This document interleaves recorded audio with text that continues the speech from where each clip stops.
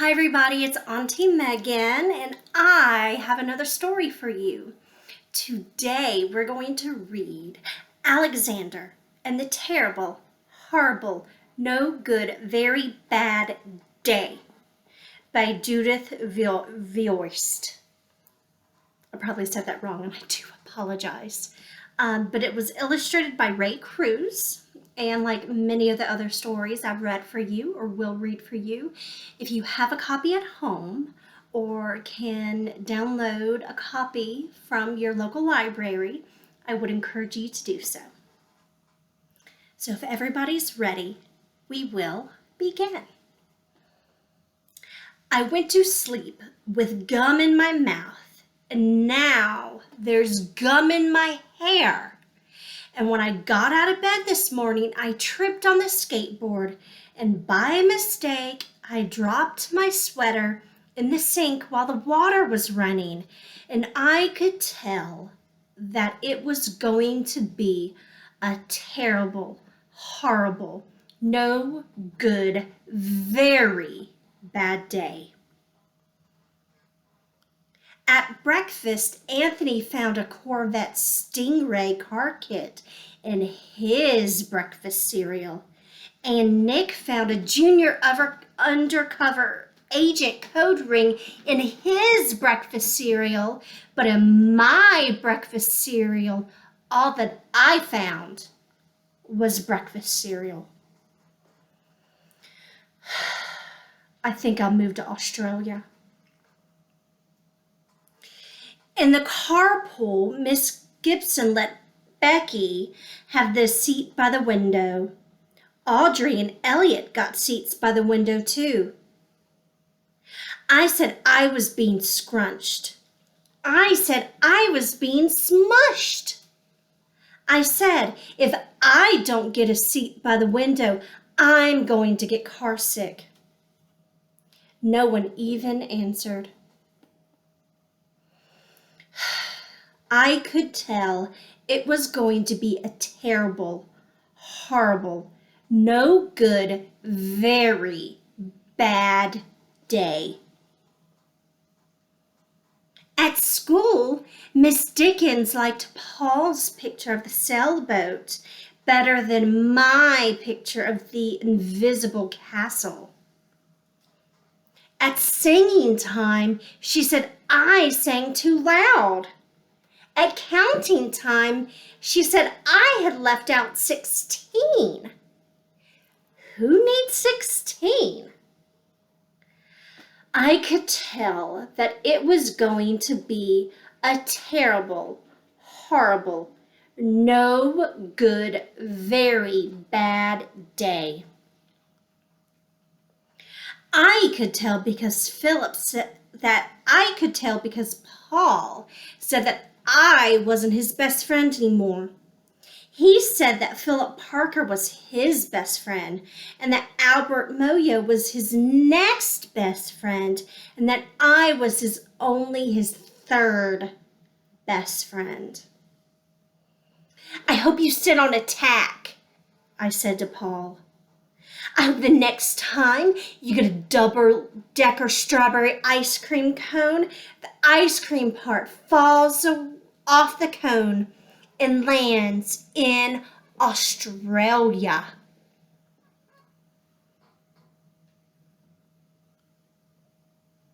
There were 2 cupcakes in Philip Parker's lunch bag, and Albert got a Hershey bar with almonds, and Paul's mother gave him a piece of jelly roll that had little coconut sprinkles on the top. Guess whose mother forgot to put in dessert? It was a terrible, horrible, no good, very bad day.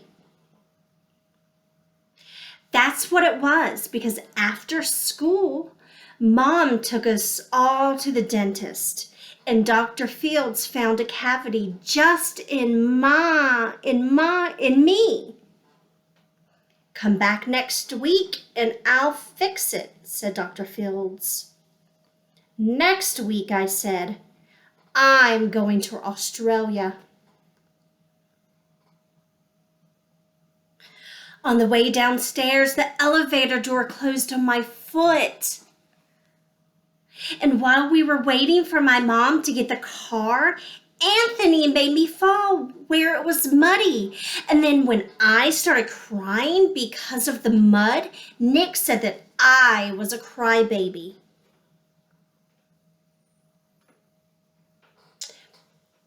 While I was punching Nick for being a crybaby, my mom came back with the car and scolded me for being muddy and fighting. I am having a terrible, horrible, no good, very bad day. I told everybody. No one even answered. So when we went to the shoe store to buy some sneakers, Anthony chose white with blue stripes. Nick chose red ones with white stripes. I chose blue ones with red stripes. But then the shoe man said, we're all sold out. They made me buy plain white ones, but they can't make me wear them. When we picked up my dad at his office, he said I couldn't play with a copying machine, but I forgot. He also said to watch out for the books on his desk, and I was careful as could be except for my elbow. He said don't fool around with his phone, but I think I called Australia. My dad said, please don't pick him up anymore. It was a terrible, horrible, no good, very bad day. There were lima beans for dinner, and I hate lima beans. There was kissing on the TV, and I hate kissing. My bath was too hot. I got soap in my eyes.